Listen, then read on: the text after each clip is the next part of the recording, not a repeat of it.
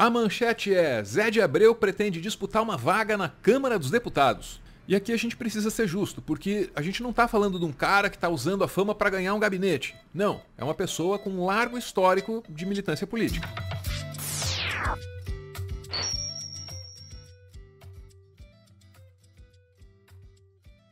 O Zé de Abreu você conhece, e se você não conhece, tudo bem, porque você certamente já viu o Nilo de Avenida Brasil. Então eu vou me abster aqui da tarefa de ler, sei lá, o verbete do cara na Wikipédia ou de citar cada item na filmografia dele.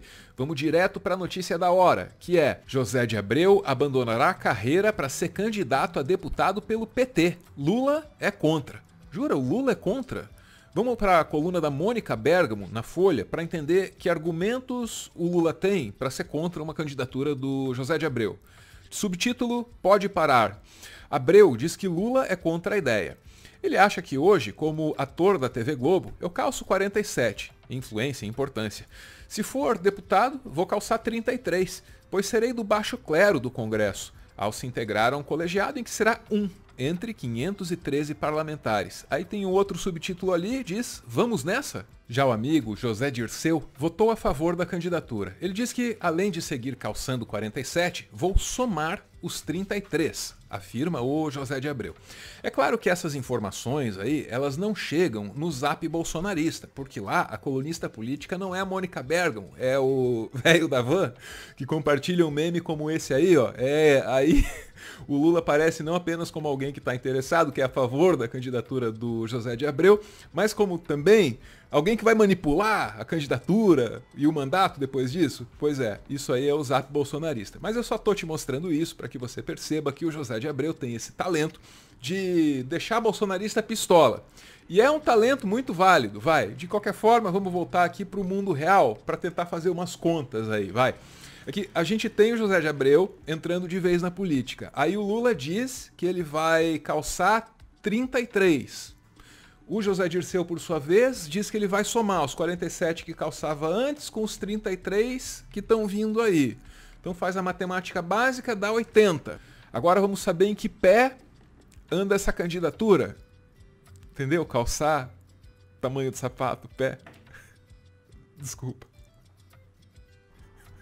Enfim, o José de Abreu e a Globo. Como é que fica essa relação com a candidatura dele? Vamos lá.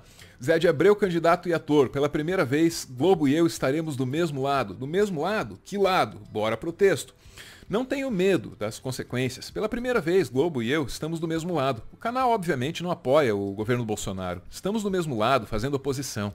Se é que a Globo tem uma posição política. Mas, pelo ódio que o Bolsonaro tem dela, a perseguição de bolsonaristas a funcionários da casa, como o caso do cinegrafista agredido em Aparecida, São Paulo, tudo isso demonstra como é essa relação, diz o José de Abreu. Só um parênteses aqui, né? O caso do cinegrafista agredido. O nome do repórter cinematográfico é Leandro Matoso. Ele estava cobrindo a visita do Bolsonaro à Aparecida. Aí os caras começaram a gritar lá, Globo lixo e tal. Foram para cima dele e o cara foi agredido. Não é a primeira vez que isso acontece, não. Tem sido muito frequente, inclusive é por episódios como esse que a grande imprensa já não manda representantes pro tal de cercadinho do Bolsonaro, porque assim, tava óbvio que a coisa tava ficando muito perigosa por lá, né? Mas de volta para o Zé de Abreu, agora pré-candidato, que diz que nesse momento histórico ele e a empregadora, Organizações Globo, estão do mesmo lado e pela primeira vez. Que tal dar uma olhada então no que o jornal O Globo está dizendo dessa história, está dizendo da candidatura dele? Bora! Após anunciar candidatura política em 2022, José de Abreu ganha apoio de colegas como Paulo Betti e Marcelo Serrado. Eu ia ficar surpreso mesmo se a colega que apoia ele fosse, sei lá, Regina Duarte. Para o texto. Artistas como o próprio Paulo Betti manifestaram apoio ao colega depois que ele divulgou o fato em suas redes sociais. Tem meu voto em campanha, reforçou Paulo Betti no Instagram. Apoiador do ex-juiz Sérgio Moro em 2016, a época do julgamento de Lula em investigações da Lava Jato, o ator Marcelo Serrado também demonstrou apoio a José de Abreu. Meu voto, ele escreveu. Nessa mesma reportagem aí, a gente tem uma ou outra informação sobre como fica a situação dele dentro da emissora, né? Pode um cara ser candidato e aparecer na novela ao mesmo tempo? Vamos entender isso lá. José de Abreu não é mais contratado da TV Globo. Depois de 40 anos, com um vínculo exclusivo com a emissora, ele passou a atuar desde o último ano, quando fez as malas e passou um longo período na Nova Zelândia, ao lado da namorada, Carol Junger, apenas em projetos pontuais na empresa. A partir de novembro, o ator poderá ser visto em Um Lugar ao Sol, próxima novela, das 21 horas. Então, mesmo com o anúncio da candidatura, ele vai continuar aparecendo na tela da Globo, até porque a novela em questão, ela já está gravada, o cara já está lá, então assim, vai rolar, ele vai aparecer mesmo. E tem outra razão, né? A convenção partidária, que precisa oficializar a candidatura do Zé de Abreu, ela só acontece depois do período de exibição da novela. Então não tem por que tirar o cara do ar. Que dúvida resta pra gente agora, vai? Talvez saber se o José de Abreu tem chance ou não de ser eleito. Olha, quem sou eu para fazer esse tipo de avaliação? Mas vamos tentar aqui uma comparação, que pode te parecer meio aleatória, mas bora lá. Pensa, por exemplo, no Tiririca. O cara teve um período curto, ou relativamente curto, de fama nos anos 90. Uns anos se passaram e aí ele virou candidato. Foi eleito. Agora pensa no José de Abreu. Não teve um período curto de fama, não. São 40 anos de exposição por baixo. E além disso, ele tem um histórico de militância política, que a gente mencionou aqui no começo, aliás, um histórico que o Tiririca nunca teve. Então assim, quais são as chances do José de Abreu? Olha, para ser honesto, mesmo depois de fazer essa comparação, eu não sei. Acho que você poderia fazer outras comparações e juntar outros elementos, outros argumentos para chegar à sua própria conclusão, né?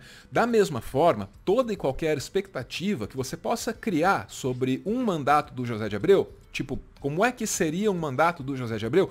Qualquer expectativa sua sobre isso é de sua total responsabilidade. E aí, eu não sei você, mas eu não esperaria de um cara que tem coragem de partir para cima de bolsonarista folgado em restaurante, eu não esperaria que um cara desses aí afinasse diante dos colegas dele no plenário. Pela mesma razão, também seria justo esperar que o mandato dele tivesse, assim, uma boa evidência na maior parte do tempo, em função de uma polêmica ou outra, de um excesso ou outro.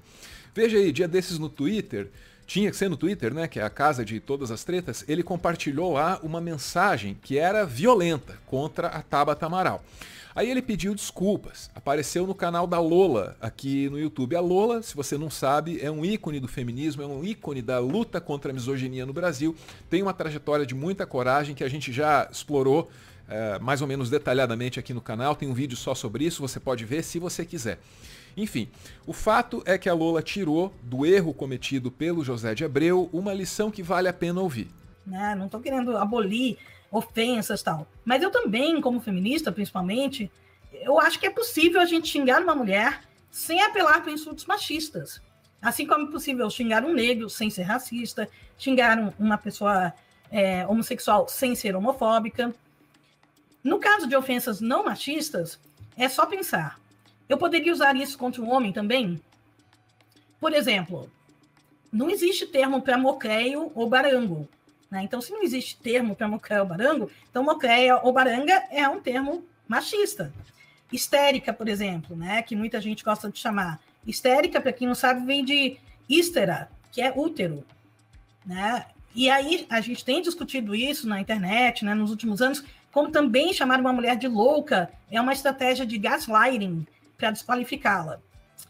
A gente sabe muito bem que vagabunda, por exemplo, tem um sentido bem diferente de vagabundo.